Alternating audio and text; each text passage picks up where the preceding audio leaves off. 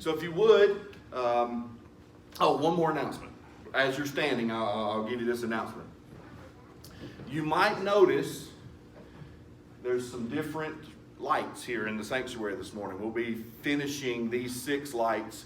We're going to be replacing the lights. Some of the light fixtures have started to go over their useful lifespan. I think 50 years we've probably got our money's worth on the light fixtures. So we're having to replace some of the light fixtures just because they've quit working properly. So, but some people had expressed an interest in, when we took down the old lights, they'd like to have 1 or 2 of them. If you would like to have them, they are downstairs and we will give them to you. But just take them today, because if not, we're going to throw them in the dumpster because they're taking up space in the storage room. So if you'd like one of the lights, just let us know after service. Ms. Wilma. Pastor, there are 25 boxes that have been packed downstairs for the little boys 2 to 4. So if you'd like to see what we bought for the boxes, they're downstairs in the north Sunday school room as you go past the kitchen. So you can stop and look and see what we put in them. You guys did a good job of collecting, and I'm just kind of trying to experiment to see how we're going to fill them and when we're going to make the boxes and stuff. Since probably I'm not going to have the big group I usually do, so we're going to do it just a little differently this year when we pack boxes. 406 total boxes for. Great. This is a great thing to send, just a shoebox to send across the world for people to get the gospel in a little shoebox. How God just works through that. Just anything that we can do to make that gospel known throughout the world. If you would, we're going to sing Rock of Ages. So sing with me this morning, hymn number 342. We're going to sing all 3 verses.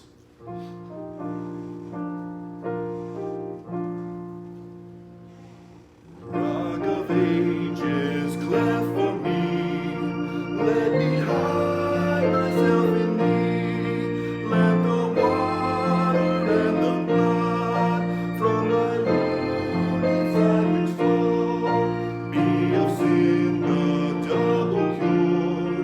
Save from wrath and make me pure. Not the labors of my hands can fulfill the law's demands.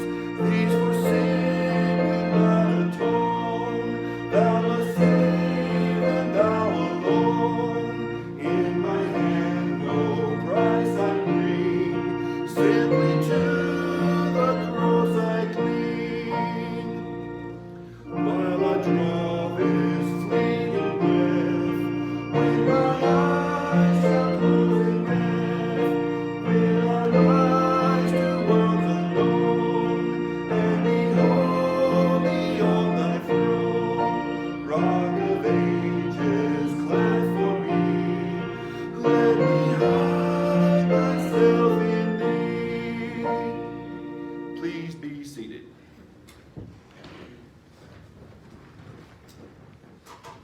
So grab your Bibles and turn to Matthew chapter 7. We're going to be looking this morning at verses 13 and 14. These verses this morning, I know. See, I quit thinking a long time ago, in case y'all haven't figured that out yet. It's highly overrated. These verses this morning, everybody in the world needs to hear this message in their life.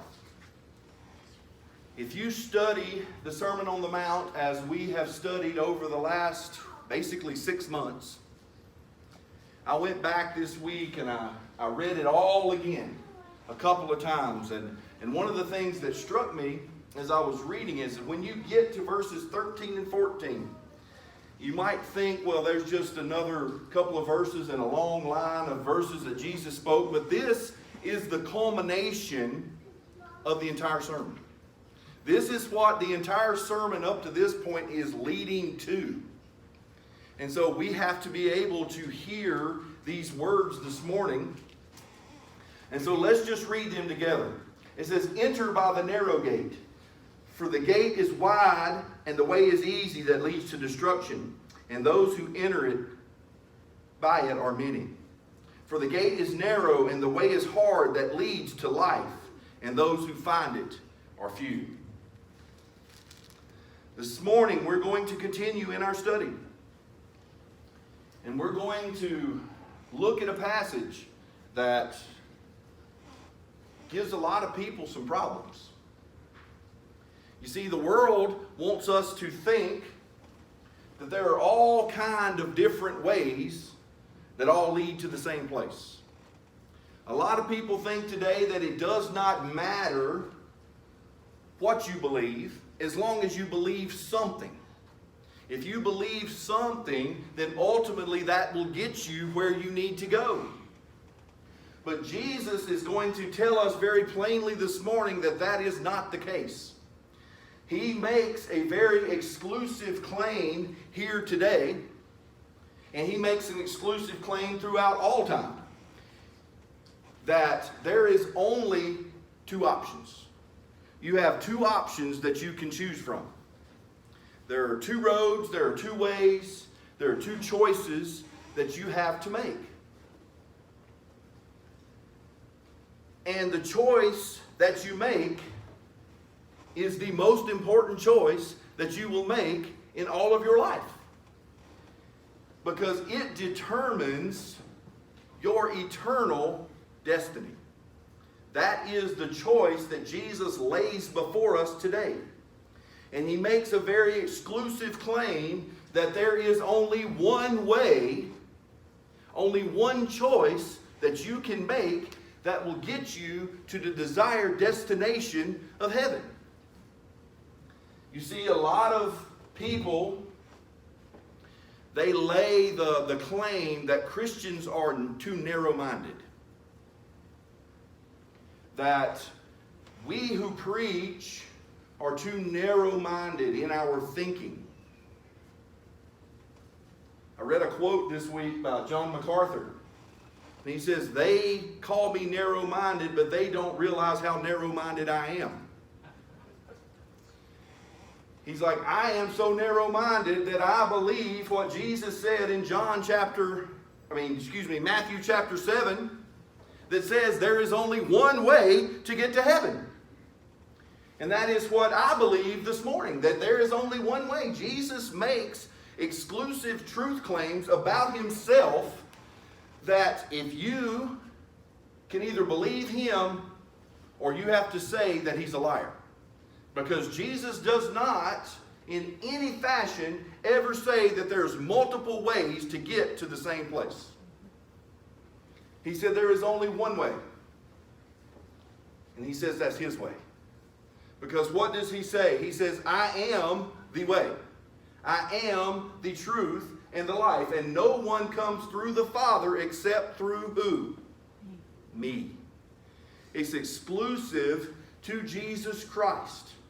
And so this morning I want us to look at three things. We're going to look at the directive. We're going to look at the direction. And then we're going to look at the decision. That is the three things that we want to see this morning. And the first thing that Jesus says here, what does he say? He says, enter by the narrow gate or the straight gate. This is a command. This is a command. This is not a suggestion. Jesus is talking to all of those who are listening. He is talking to his disciples. He is talking to those that had gathered there to hear him on the mountain. And by extension, he is talking to everyone who hears the word of God. He says, enter ye by the straight gate or the narrow gate. It is a command. Everything that he has said in this sermon up to this point is leading to this decision that he is calling people to choose. Because if you go back even to the Beatitudes, what does he say? Blessed are those who are poor in spirit. Blessed are those who mourn. Blessed are those who hunger and thirst for righteousness. Then he goes on and says, unless your righteousness exceeds that of the scribes and the Pharisees. Then he talks about our heart attitudes as we continue through the sermon, about how we give and how we pray. He is leading us through this sermon to this point. This is the culmination, and then he will begin his conclusion hereafter. But he is calling everyone who hears these words this morning to a decision. And it starts with, enter ye at the narrow gate. Now, I think it's kind of ironic. Normally you go down the path before you get to the gate. But here Jesus says you go through the gate to get on the path. And you know what? We didn't have to enter the broad gate. We were born on the broad road. Just by the sake of being born in Adam, we are born as sinners. We're born with the guilt of sin. And so we start on that broad road from the day that we're born. But in the sister passage in Luke, Jesus says to strive to enter the narrow gate. He says strive. What does that word strive mean? Well, it means to struggle. It's the word that we get agonize from. We enter the narrow gate not by our works. I don't want nobody to misunderstand me. We don't work our way through the narrow gate. But in agony, because why? Go back to the Beatitudes. Those who mourn over their sin. Those are the ones who understand the burden of sin that is on them, and then they want to have that burden lifted, and the only place to get the burden of sin lifted off of you is at the foot of the cross. It's the only place that it can happen. And so we enter the narrow gate. We strive to enter the narrow gate with much agony, because we know where we are without Christ. We understand that there is something in our life that we cannot fix. And so we look to the only person who can possibly fix it. Jesus said, enter by the narrow gate. Then he says that word narrow or straight. That doesn't mean not crooked. It means condensed. It means that you are hemmed in, that it's hard to enter the narrow gate. Why is it hard to enter the narrow gate? Because if you want to enter the narrow gate, you have to admit, first of all, that there's a problem in your life. You have to admit that you have a problem with sin, that you are guilty of violating God's law, and that you are going to place yourself in subjection to Him. It goes against our flesh. He said you have to strive to enter that narrow gate. Jesus says, I am the door. You can only enter that narrow gate through Jesus Christ. It's the only way that it can be done.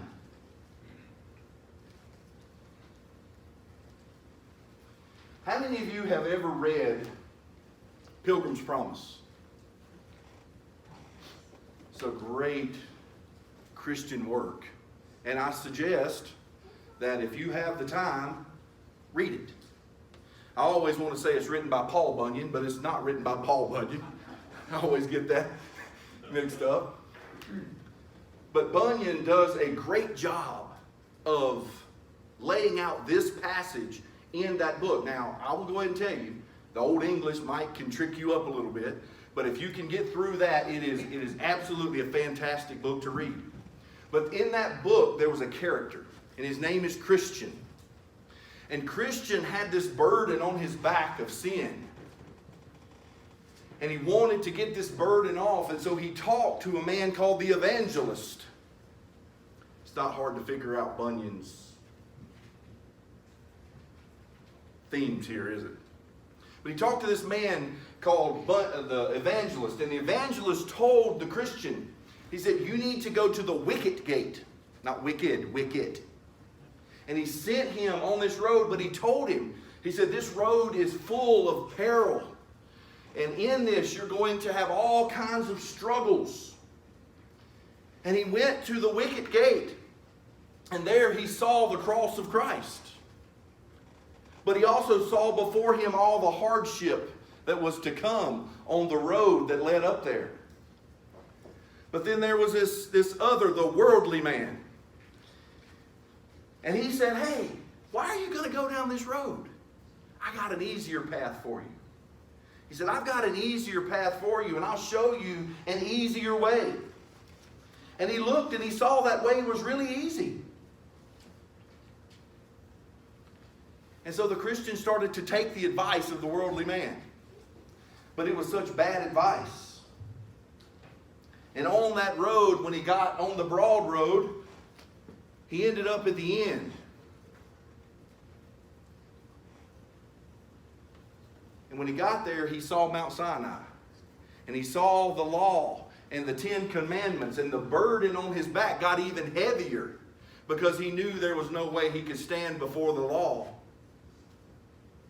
and have his burdens erased. And so the evangelist finds him again. And he rebukes him and he sends him back on his way to the narrow road. And you know what happened when he got on that narrow road? Very first thing is he fell into a mud pit. And he almost died. But he was rescued out of it. And he eventually found himself at the cross of Christ, where the burden was lifted. And at the very end, the evangelist gave Christian these words. He said, enter by the narrow gate. For wide is the gate and broad is the way that leads to destruction. And there are many who go in by it, because narrow is the gate and difficult is the way which leads to life. And there are few who find it. You see, Jesus gives us the directive. But then he also gives us a decision to make. He said, you have a decision. You can either believe the truth claims that I make, or you can reject them. Every single person here has a decision to make about this. Make no mistake. To not make a decision is to make a decision. You can avoid making a decision all you want to, but you've decided at that moment that you are not going to take the narrow road.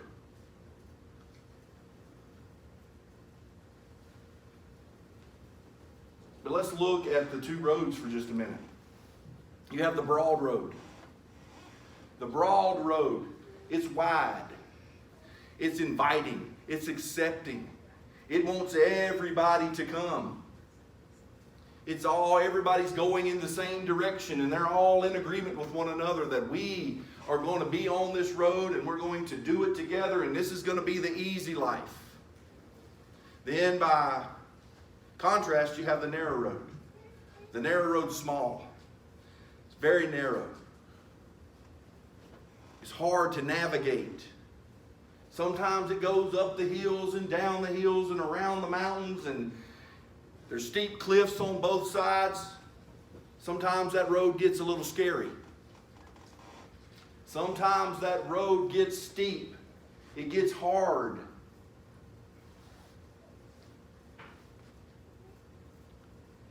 You know, popular culture today, I think, has encapsulated the broad road and the narrow road through its music. It says there's a stairway to heaven, but there's a highway to hell. You know, if you think about it, what is a stairway? A stairway is usually pretty narrow, and it's steep, and it's hard to climb. But a highway is broad and wide, and it is just smooth sailing. Unless you're driving in Denver.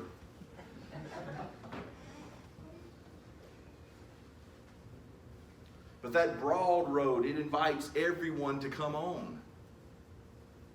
The narrow road is only for those who want to accept the burden of walking for Jesus Christ. And that's why so many won't ever find it. They won't find it because they don't want to give themselves up. They don't want someone else to be Lord over their life. They want to do it their own way.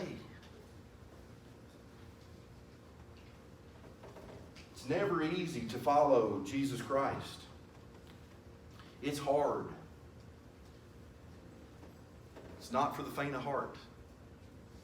There's no such thing as easy believism. People say, well, if you just believe in Jesus, everything will be okay. No, the demons believe, and they tremble with fear. You don't just believe. You have to put your trust, and you have to put your faith, and you have to put yourself underneath the authority of Jesus Christ. You are telling Him that He is Lord, and that you become His slave, and that you are willing to do whatever He commands of you. It is not easy. But the broad road, it takes all comers. Anybody who wants to get on, they say, hey, come on. We'll take you. And it makes promises that it can never fulfill. It may look good for a little while. And Paul even talks about this. In 2 Corinthians chapter 11, Paul talks about his walk on the narrow road. In verses 23 and 27, he says, in labors more abundant, in stripes above measure, in prisons more frequently, in deaths often. From the Jews 5 times I received 40 stripes minus 1. 3 times I was beaten with rods, and once I was stoned. 3 times I was shipwrecked. A day and night I have been in the deep. In journeys often, in perils of water, in perils of robbers, in perils of my own countrymen, in perils of the Gentiles, in perils in the city, in perils in the wilderness, in perils in the sea, in perils among false brethren, in weariness and toil and sleeplessness often, in hunger and thirst, in fastings often, in cold and nakedness. Paul said, this was my walk on the narrow road. It's not easy. He said, but it's worth it. He said it's worth it. Because in 2 Corinthians chapter 4, he said, light affliction, which is for the moment, in order to gain a far more exceeding and eternal weight of glory. He said, everything that I've suffered walking for the Lord has been worth it, because it's only temporary. He said this is a light affliction when we look at the weight and the eternity that awaits us in glory. You see, we all have a decision to make, because ultimately these 2 roads lead to 2 completely different destinations, and that's what I want to look at here this morning. It's our last point, the destination. Jesus says, enter at the straight gate, for wide is the gate and broad is the way that leads to destruction, and many there be which go in. I want you to catch that. He said, broad is the way that leads where? To destruction. You know, that word destruction means peril and ruin. That is what that word means. That the broad way, while it looks appealing and it looks easy, just like the Christian found in Pilgrim's Promise, it leads to where? Ruin. It leads to destruction. But if you compare it to the narrow gate, it says it leads unto what? Life. Life. See, there are 2 different destinations that these roads lead to. The one road leads to hell. The other road leads to heaven. Now, I don't know about you, but I know which road I want to be on.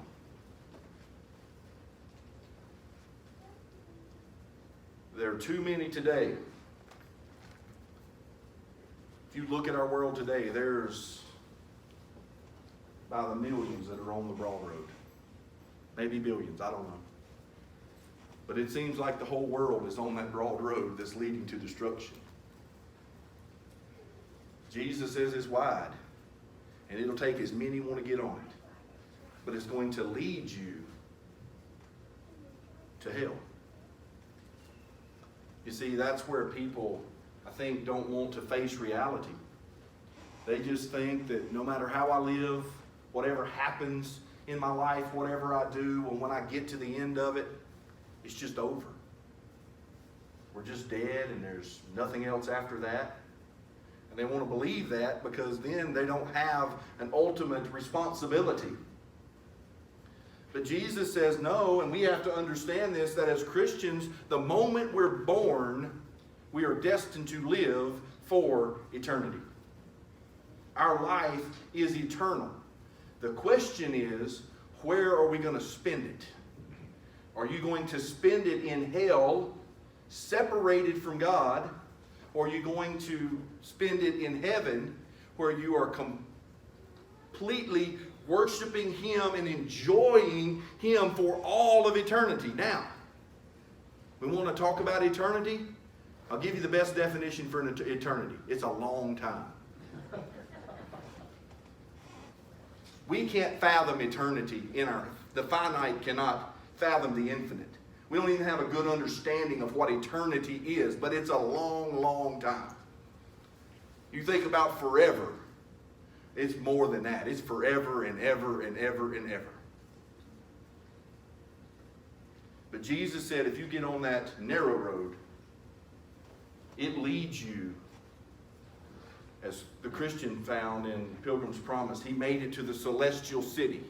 That's where we're headed if you're on the narrow road. I'm going to close with this illustration. See, in the scriptures, there were two men. One was named Lazarus, and the other was a rich man. One was destitute and poor and had sores all over his body. He had no friends except the dogs that would come by and lick his sores. You had a rich man who lived in decadence. He ate all of the sumptuous foods that you could possibly imagine. He had everything that you could want. But they both died. And the story picks up that one man had put his faith and trust in the Lord, and he was in Abraham's bosom. Guess who that was? It was Lazarus. Even though his life had been full of pain and suffering here on earth, he had trusted God, and he found himself in paradise in Abraham's bosom. The next man, the rich man, found himself in the place of torment. And he was begging for just a drop of water to cool his tongue off. And then he asked, could Lazarus go back and tell his brothers so that they didn't have the same fate? But Jesus was telling him that they had the law and the prophets and Moses, and if they didn't believe that, they weren't going to believe anybody else, that they had all of the evidence that they needed.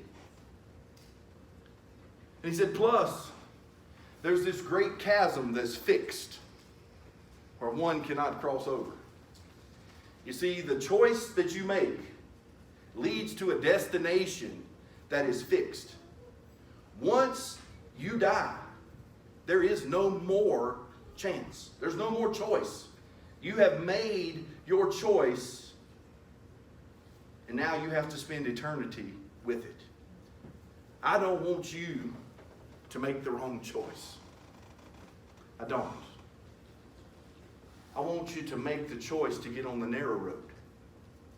And if you have not done that this morning, if you have not given your life to Christ, we're going to have our time of invitation, and we're going to sing hymn number 300, Without Him. It says, without Him I can do nothing. Without Him I surely fail. Without Him I would be drifting like a ship without a sail. That is what we're doing if we don't have Christ. You are on the broad road and you are headed for destruction. I want to close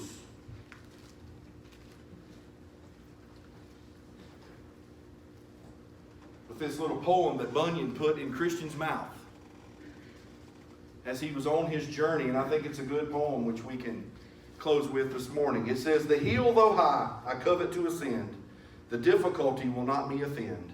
For I perceive the way to life lies here, Come pluck up heart, let's neither faint nor fear. Better though difficult, the right way to go. The wrong way, though easy, where the end is woe. So we're going to come to our time of invitation. If you don't know who Christ is, if you've not given your life, if you're on the broad road, now's the time to take the exit ramp. See, that's the good news. You could be on the broad road, but Jesus gives us an exit ramp. He says you can get off that road and get on the narrow gate. You just have to come through me. And so this morning, if you have not done that, I want to encourage you to give your life to Christ. If you don't know how to do that, there's a couple people in here this morning that would be happy to pray with you and show you how to do that. I will be one of them, and there's several other men in this church that would be happy to show you how to do that. So we're going to sing our hymn of invitation. We're going to sing 2 verses. I want to close the last words. The title of the sermon. Which road are you on? Let's stand.